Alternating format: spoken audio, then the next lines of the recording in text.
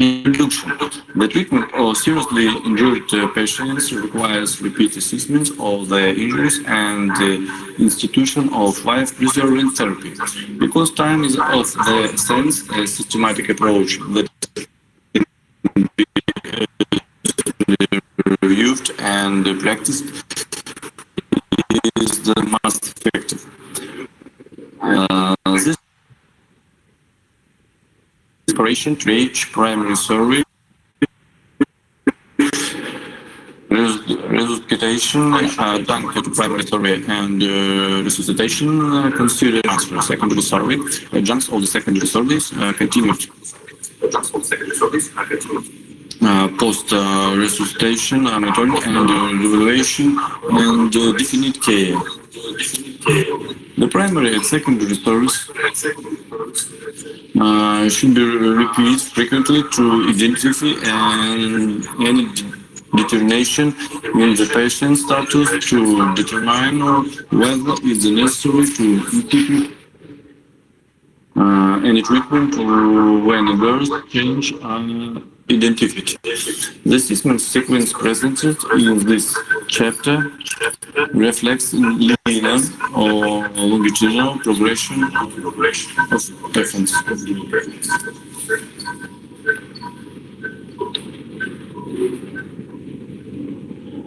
In an actual clinical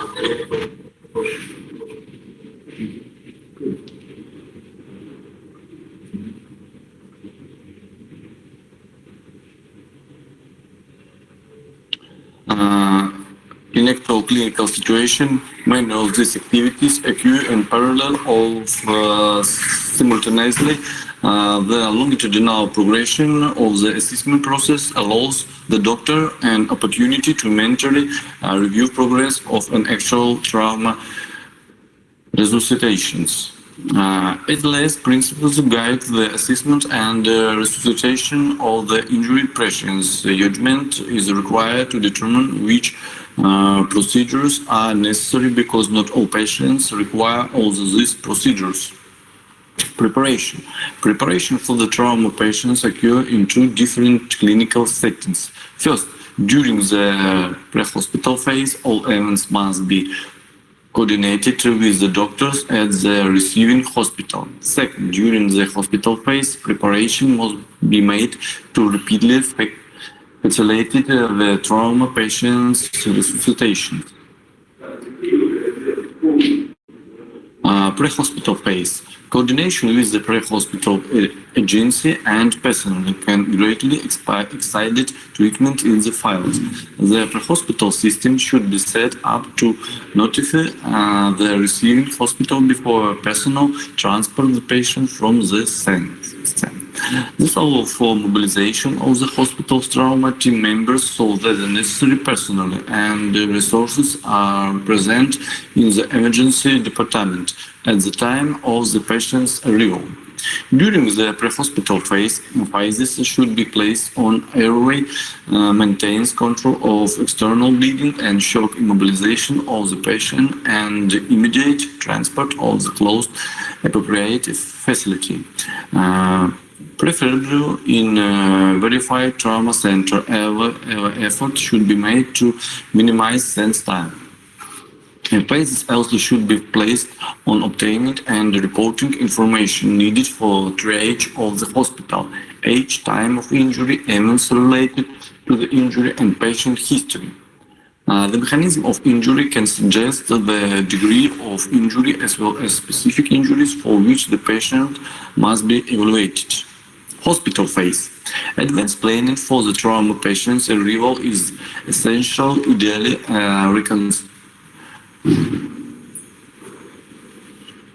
resuscitation area of available for trauma patients. Proper airway equipment should be organized, tested, and placed where it is immediately accessible. Warmed interventions, crystalloid solutions should be available and ready to infuse when the patient arrives. Appropriate monitoring capabilities should be immediately available. A method of summon additional medical assistance should be in place as well as means to ensure prompt responsible of laboratory and radiology personnel. Transfer agreements with verified trauma centers should be established and operational. All personnel who have contact with the patient must be protected from communicable disease. Most prominent among these diseases are hepatitis and the equipment immunodeficiency syndrome, AIDS. The Centers of Disease Control and Prevention and other health agents strongly recommended the use of standard precaution, face mask, eye protection, waterproof apron, legends, and gloves when coming into contact with body fluids. Triage. Triage involves the sorting of patients based on the need for the treatment and the resources available to provide the treatment. Treatment is rendered based on the ABC prioritized airway with cervical spine protection, breathing, and circulation with hemorrhage control. Triage also pertains to the sorting of patients in the field and the decision regarding to which medical specialty they should be transported. It is the responsibility of the pre-hospital personnel and the medical director to ensure that appropriate patients arrive to appropriate hospitals. For example, it is inappropriate for the pre-hospital personnel to deliver patients who have sustained severe trauma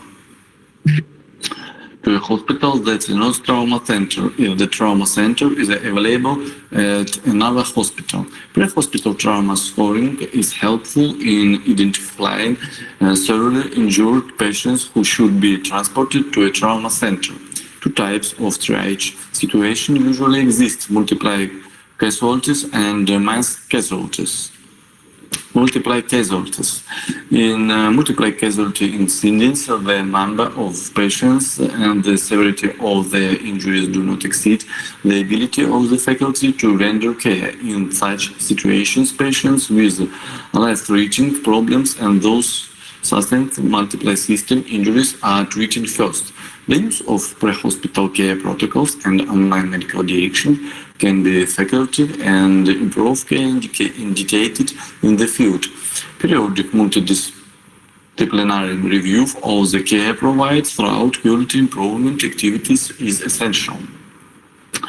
Mass casualties. In mass casualties, even the number of the patient and the severity of their injuries exceed the capability of the faculty and staff. In such situations, the patients with the greatest change of sorrow and recurring the last expenditure of time, equipment, supplies, and personnel are the treated first. Primary survey. That is a quick, simple way to assess the patient in the 10 seconds. Patient assist and the treatment priorities are established based on the injuries, vital signs, and the injury mechanisms. In several injury patients, logical and sequential treatment priorities must be established based on the overall patient's assessment. The patient's vital functions must be assessed quickly and efficiently. Management consists of the repeat primary survey, resuscitations of the vital functions, more detailed secondary survey, and finally the initiation of definitive care. This process consists of the ABCDEs of trauma care and identifies life-threatening conditions by adhering to the rolling sequence. Airway maintains with cervical spine protection, breathing and ventilation, circulation with hemorrhage control, disability neurologic status, exposure, environmental control completely undress the patient but prevent hypothermia. During the primary survey, life-threatening conditions are identified and management is instituted simultaneously. The prioritized assessments and management procedures described in the chapter are presented as sequential steps in order of importance and for the purpose of the clarity. However, these steps are frequently accomplished simultaneously. Priorities of the care of pediatric patients are the same as those for adults. Also, the quantities of blood, fluids, and the medication, size of the child's degree and rapidity of the head loss and injury patterns may be different. The assessments and managers' priorities are identical. Priorities for the care of the pregnant females are similar to those for non-pregnant females, but the anatomic and physiologic change of pregnancy may be modify the patient's responses to injury. Early recognitions of pregnancy by palpation of the abdomen for gravity arteries and laboratory testing, human chronic gonadotropin or HCG, and early fetal assessments are important for the material and fetal survival. Trauma is a common cause of death in the elderly. With increasing age, cardiovascular disease and cancer overtake the incidence of the injury the leading causes of death. Interestingly, the risk of the death for any given injury in the lower and moderate injury severity scores (ISS) levels is greater for elderly males than the elderly females. Resuscitation of elderly patients warrants special attention. The aging process diminishes the physiologic reserve of elderly trauma patients, and chronic cardiac, respiratory, and metabolic disease can be reduced. The ability of this patient to respond to injury in the same manner in which younger patients and be able to compensate for the physiologic stress caused by injury. Comorbidities such as diabetes,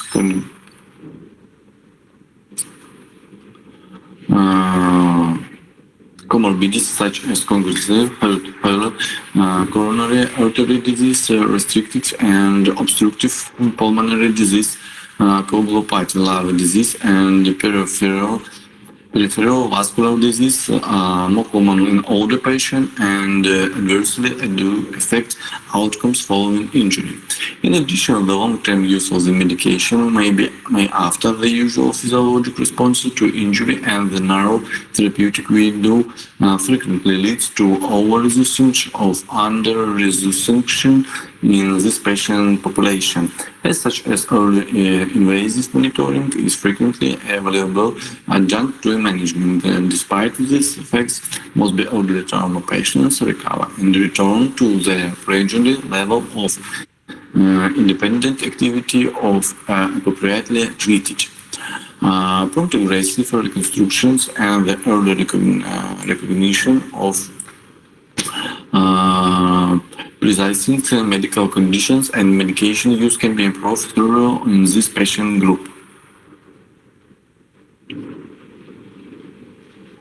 Airway maintains with cervical spine protection. Upon initial evaluation of the trauma patient, the airway should be assessed first the segment passenger. This repeat assessment for signs of airway obstruction should include inspection for foreign bodies and faciomandibular of tracheal laryngeal fractures that may result in airway obstruction. Measures to establish a patient airway should be instituted while protecting the cervical spine. Initially, the chain lift of jaw thrust maneuver of recommended to achieve airway patency. If the patient is able to communicate verbally, the airway is not likely to be immediate. Jeopardy, however, repeated assessment of airway patency is prudent. In addition, patients with severe head injuries who have an altered level of consequences of Glasgow Coma Scale (GCS) score of 8 or less usually require the placement of definitive airway. The finding of non-proposal motor responsible strongly suggests the need for additive airway management Management of the airway in pediatric patients requires knowledge of the unique anatomic features through the features of the positions and size of the lungs and children, as well as special equipment.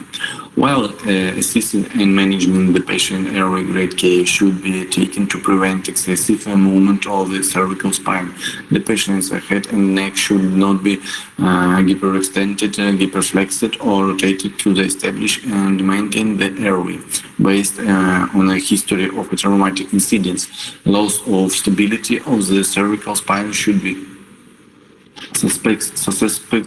Neurologic examination alone does not exclude and diagnosis of cerebral spine injury. Protection of the patient's spinal cord with appropriate immobilization devices should be accomplished and maintained.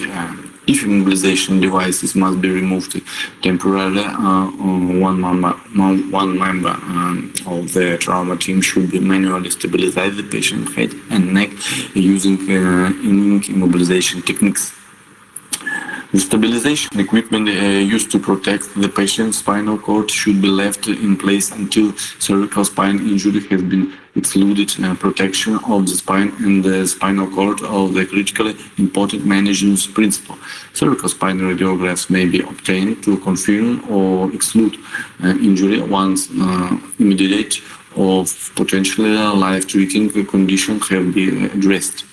Person of a cervical spine injury in an amputation with a multi-system trauma, especially those with the altered level of consequences of a blunt injury above the clavicle.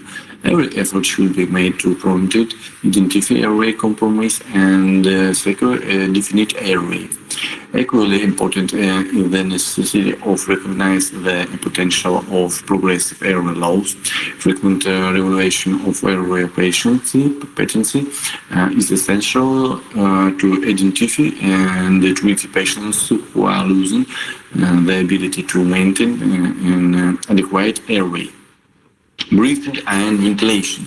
Airway patiently alone does not ensure adequate ventilation. Adequate gas exchange is required to maximize oxygenation and carbon dioxide elimination. Ventilation requires adequate function of the lung, chest wall, and diaphragm. Each component must be examined and evaluated repeatedly. The patient's chest should be exposed to adequately assess chest wall exudations and auscultation should be performed to ensure gas flow in the lungs. Visual inspection and palpation can detect injuries to the chest wall that might compromise ventilation. Percussion of the thorax during a nosebleed resuscitation may be difficult or produce unreliable results. Injuries that can impair ventilation of the short term include tension, pneumothorax, failure chest with pulmonary contusion, massive pneumothorax, and open pneumothorax. These injuries should be identified during the primary survey. Simple pneumothorax or pneumothorax, fractures, ribs, and pulmonary contusion can compromise ventilation to a lesser degree and are usually identified during the secondary survey. Circulation with hemorrhage control. Circulation used to consider include blood volume and cardiac output and bleeding. Blood volume and cardiac output. Hemorrhage is the predominant cause of preventable deaths after injury. Hypotension following injury must be considered to be hypovolemic or in origin until provided otherwise. Therefore, repeat and accurate assessment of an injured patient's hemodynamic status is essential. The elements of clinical observation that yield important information within seconds are level of consequences, skin color, and pulse. Level of consequences. When circulation blood volume is reduced, cerebral perfusion may be critically impaired, resulting in altered levels of consequences. However, consequence patients also may have lost significant amount of blood. Skin color can be helpful in evaluating the injured patient who has hypovolemia. A patient with pink skin, especially in the face and extremities, rarely has critical hypovolemia after injuries. Conversely, the patients with hypovolemia may Asian gray facial skin and white extremities pulse. The pulse typically in early accessible central pulse, femoral or carotid artery should be assessed bilaterally for quality, rate, and regularity. False low and regular peripheral pulses are usually signs of relative non-volemia in a patient who is not taking adrenergic blocking medications. Repeat 3D pulse is typically a sign of hypovolemia, but the condition may have other causes. A normal pulse rate does not ensure that a patient has normal volemia, but an irregular pulse does not warn a potential cardiac dysfunction. Absent the central pulse that are not attributable to local factors signify the need for immediate resuscitative action to restore depleted blood volume and effective cardiac output. Bleeding. External hemorrhage identified and controlled during the primary surgery. Rapid external blood flow is managed by direct venous pressure on the wound. Pneumatic splitting devices also can help to control hemorrhage. These devices should be transported to allow the monitoring of underlying bleeding. Tourniquets are infrequently used to control severe bleeding. The use of hemostats can damage nerves and veins.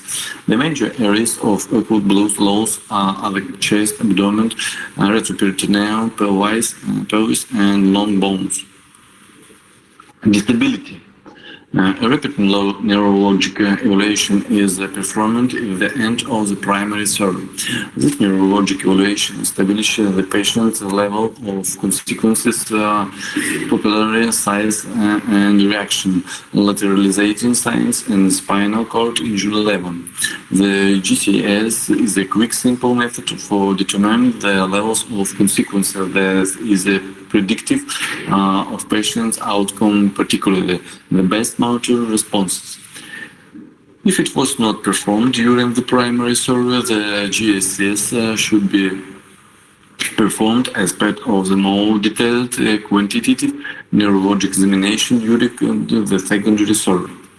A decrease in the level of consequences might be indicate decreased cerebral oxygenation and or perfusion, or it may be caused by direct cerebral injury. And altered level of consequences indication the need for immediate evaluation for the patient oxygenation, ventilation, and perfusion status. Hypoglycemia and alcohol, narcotics, and other drugs also can after the patient's levels of consequences. However, if the factors are excluded, change in the level of consequences should be considered to be of traumatic central nervous system origin until proven otherwise.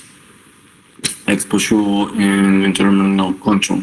The patient should be completely undressed, usually by statins of his or her Germans, to facilitate throughout examination and assessment. After the patient's clothing has been removed and the assessment completed, cover of the patient with warm blankets or an external warming device to prevent hypothermia in the AD. Intravenous liquids should be warmed before being infused, and a warm environment should be maintained. The patient's body temperature is more important than the comfort of the healthcare provides. Resuscitation. Aggressive resuscitation and the management of life-threatening injuries, if there are identified, are essential to maximize patient survival. Resuscitation also follows the ABC sequence. airway. The airway should be protected in all patient and secured when there is a potential for airway compromise. The jaw thrust of child left manual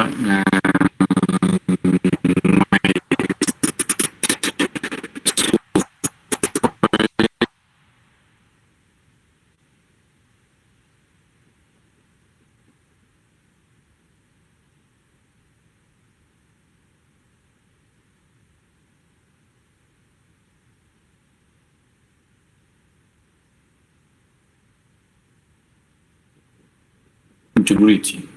Breathing. Definitive control of the airway in patients who have compromised airways due to mechanical factors, have ventilatory problems, or are unconscious is achieved by endotracheal intubation. This procedure should be performed with continuous protection of the cervical spine, and airway should be established surgically if intubation of contraindicated for or cannot be accomplished. Attention, pneumothorax compress, ventilation and circulation dramatically and acutely. Or if one is suspected, chest decompression should be started immediately. Every injured patient should receive supplemental oxygen. If not intubated, the patient should have oxygen delivered by a mask receiver device to achieve optimal oxygenation. The use of the pulse oximeter is available in ensuring adequate hemoglobin saturation. Circulation and bleeding control. Definitive bleeding control is essential, and intravenous replacement of intravascular volume is important. A minimum or two large caliber intravenous catheters should be introduced. The maximum rate of fluid administration is determined by the internal diameter of the catheter and inversely by its length, not by the size of the vein in which the catheter is placed. Establishment of upper extremity peripheral intravenous assist is preferred. Other peripheral lines, cut downs, and central venous lines should be used and necessary in accordance with the skill level of the doctor who is caring for the patient. Aggressive and continued volume resuscitation is not a substitute for definitive control of hemorrhage. Definitive control includes operation, angioembolization, and pelvic stabilization. Fluid therapy with crystalloid should be initiated. Such bolus in therapy might require first or second line of 1 or 2 liters of a shift and appropriate response in the adult patient. All solution should be warmed either by storage in a warm environment or fluid warming devices. Shock associated injury is most often hypovolemic in origin. If the patient remains unresponsive to bolus, IV therapy, blood transfusion may be required. Hypothermia may be presented when the patient arrives, or it may develop quickly in the ED if the patient is uncovered and undergoes repeat administration,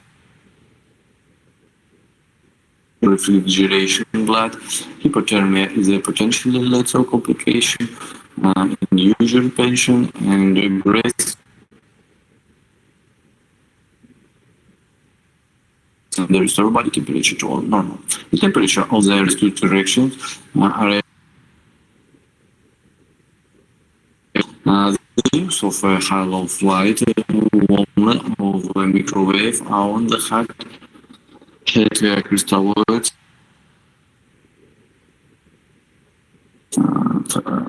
degrees Celsius is recommended. However, blood products should not be warmed in a microwave oven.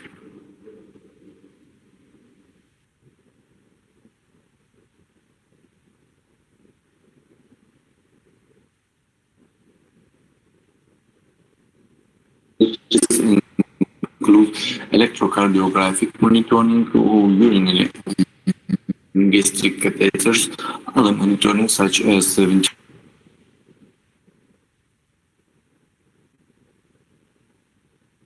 ventilation and diagnostic studies.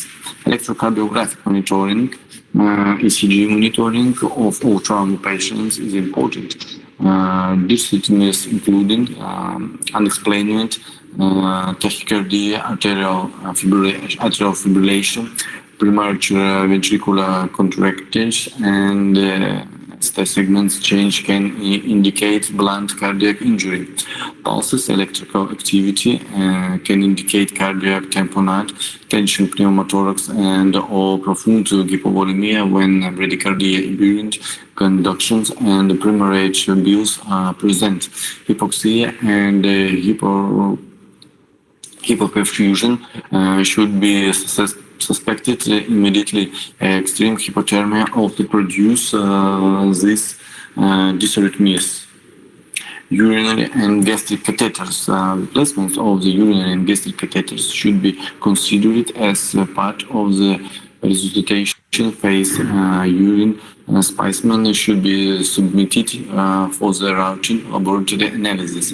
Urinary catheters output is a sensitive indicator of the patient volume status and reflects renal perfusion. Monitoring of urinary output is best accomplished by the insertion of the underwhelming bladder catheter.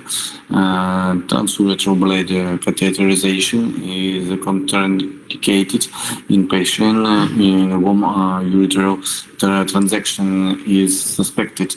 Ureteral injury should be suspected in the presence of one of the following: blood of the ureteral meatus, peripheral echymosis, blood of the scrotum, high reading of the palpable prostate, pelvic fracture.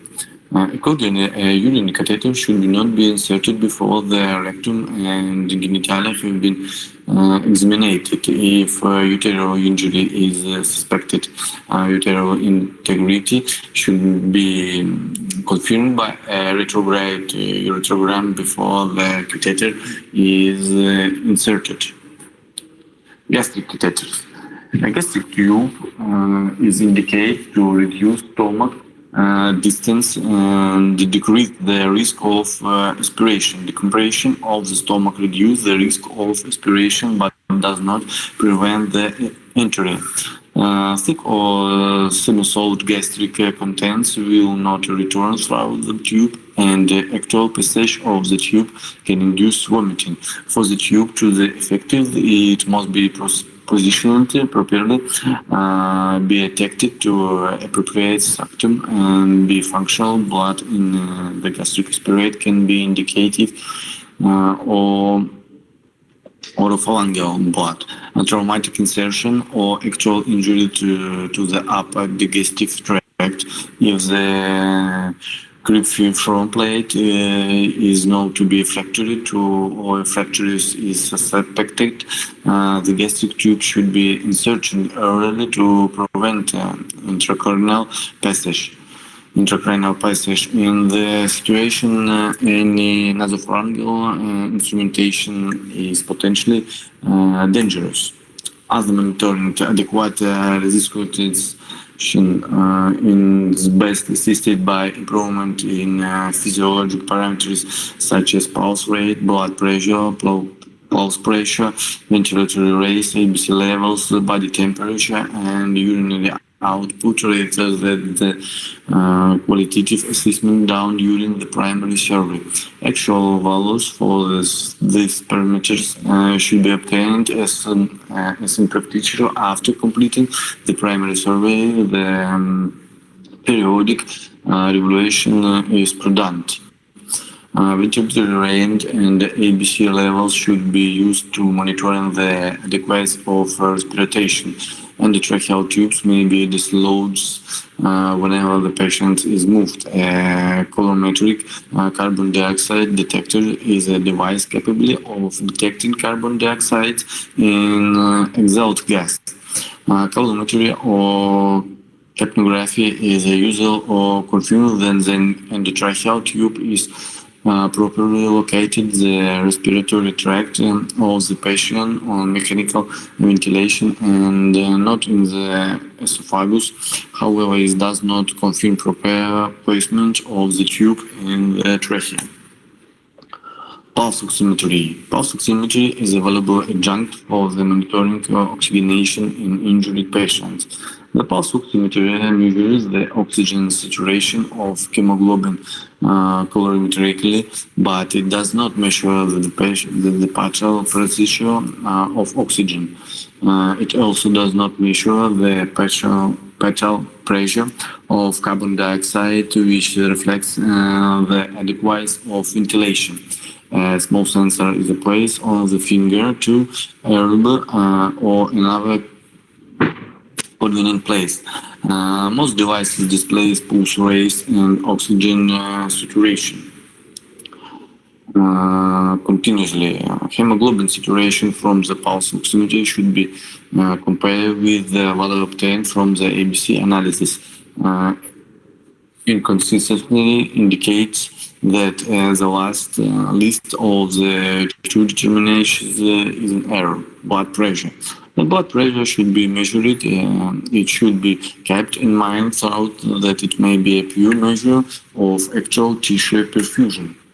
X-ray examination should be used